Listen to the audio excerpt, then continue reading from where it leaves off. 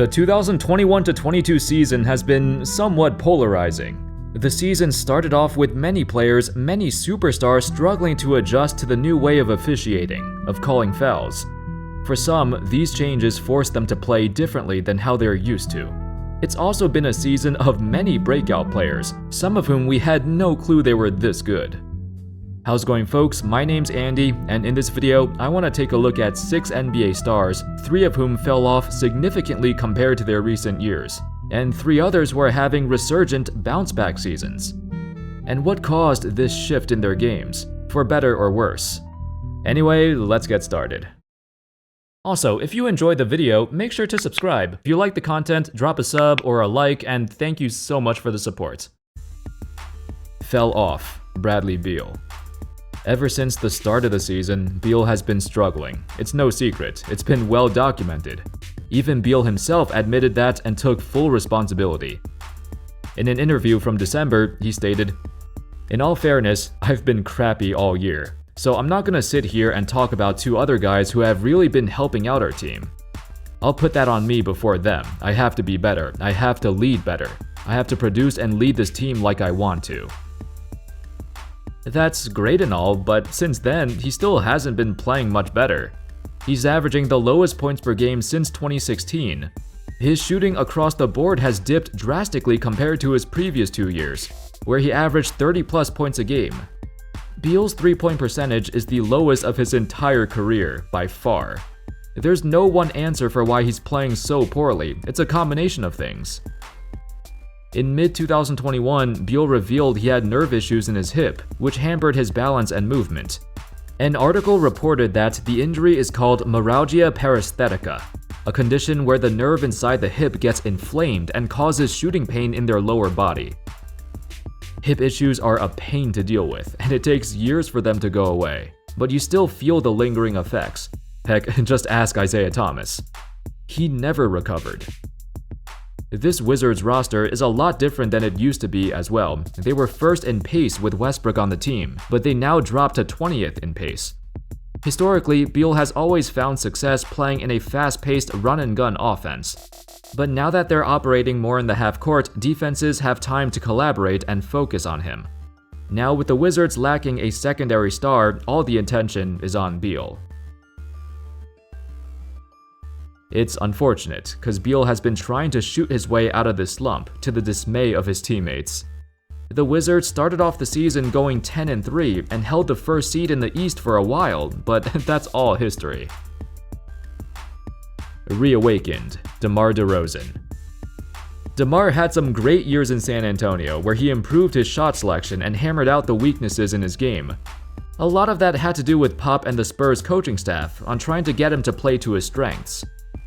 However, the Spurs missed the playoffs a few times and DeRozan became an afterthought. It wasn't until he arrived in Chicago when people started to realize, oh crap, I forgot how good this dude was.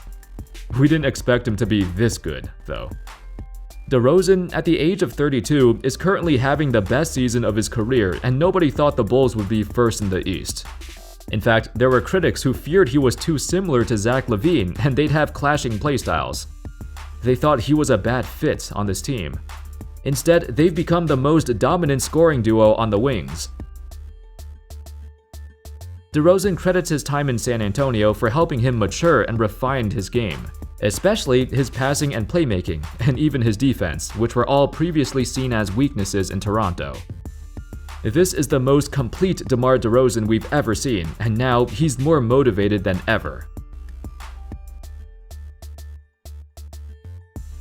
We always strive off some type of motivation from the naysayers and doubters. I kind of thrive on it.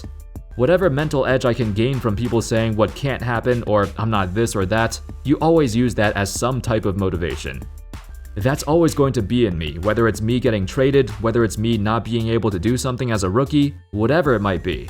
As long as I play this game, I'm going to find some type of mental edge that will continue to drive me. Fell off, Damian Lillard. Maybe I shouldn't put Dame on here considering he underwent abdominal surgery in early January, and that's likely the reason for his regression before that.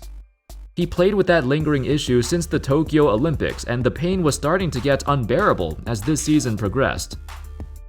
Regardless, there's been other stuff going on too. Remember earlier in the season when Dame constantly complained about the officiating? After the rule changes, he felt like he wasn't getting enough foul calls, and the fans clowned him for that. They thought he was making excuses.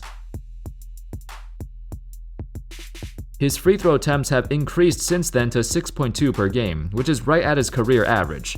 But just like with Beal, Dame's shooting across the board has dropped significantly, with the lowest field goal and three-point percentage of his career. Again, I don't know how much the ab injury had to do with it, but this season is basically over for him and the Blazers. We'll see if he can bounce back when he returns. Reawakened, Pascal Siakam. The previous season for the Raptors was a disaster, and Pascal Siakam did not make the jump the team expected him to. However, this season, after a slow start, it's been going a lot better for the former All-Star. In the month of January, he averaged nearly 23 points a game, over 8 rebounds and 6 assists. It's been his best stretch of games since a few years ago. Siakam has emerged and improved in every aspect of his game, and found a new level of confidence in himself. Early this season, he struggled mentally to deal with the pressure, and at times on the court, his body would tense up. In an interview about his recent resurgence, Siakam stated, "Sometimes I'm super hard on myself, wanting to be the best that I can be so bad that sometimes you don't want to have bad games. It feels like it's the end of the world. I think I've been better mentally, staying even keel and knowing that as long as I put in the work at the end of the day, most of the time good things are going to happen. That's just the mindset that I have, that positive vibe." It wasn't a lack of talent holding him back, it was his mentality. He's clearly one of the most versatile power forwards in the league, but sometimes he plays scared. Fortunately, that's starting to be less and less frequent. Fell off, James Harden. Like Beal and Lillard, Harden struggled with a slow start. It took a while for him to adjust to how the new officiating works. However, it's been a while now, and his shooting and foul drawing prowess is still very inconsistent. He's had more games of scoring fewer than 15 points this season than the last 4 seasons combined. That's partly because he's no longer the leading scorer on the team. That would be Durant. But then he got injured. For most of the season, Harden had been the secondary option, and alongside him, an even bigger threat, taking most of the attention. Because of that, you expect his percentages to be higher, with the defense less focused on him. But that's not the case. His true shooting percentage is at its lowest since his rookie year.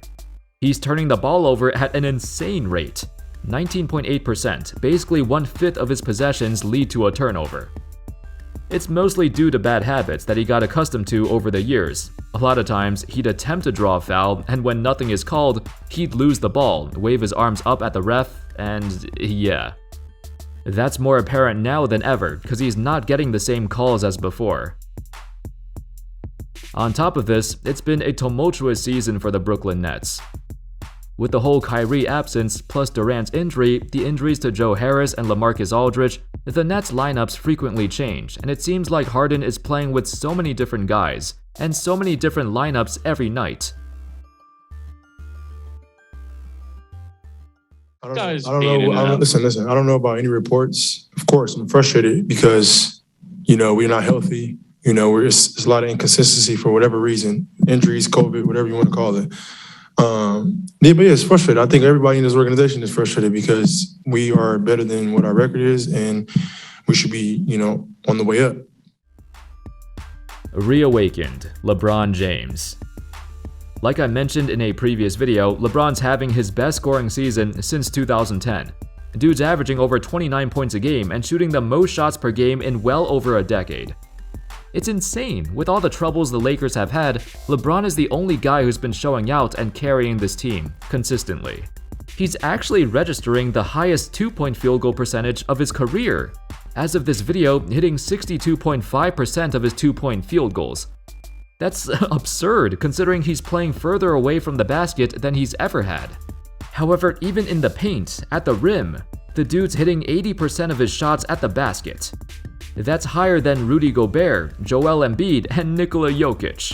LeBron is more efficient in the paint than even the best centers in the league.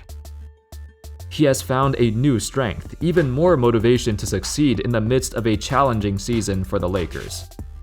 Hopefully, they can actually make the playoffs and compete, or else his incredible season will be all for nothing. Anyway, that's all folks. Those were 6 NBA players who either fell off or reawakened. Let me know your thoughts in the comments if there was somebody else I should have included. What are your opinions of these guys I mentioned? Do you think DeMar will fall back down to earth once the playoffs begin? Will the Lakers even make the playoffs? What does the future look like for Beal and Lillard? Thank you all so much for watching. I hope y'all enjoyed the video, and of course, as always, I'll see you next time. Peace.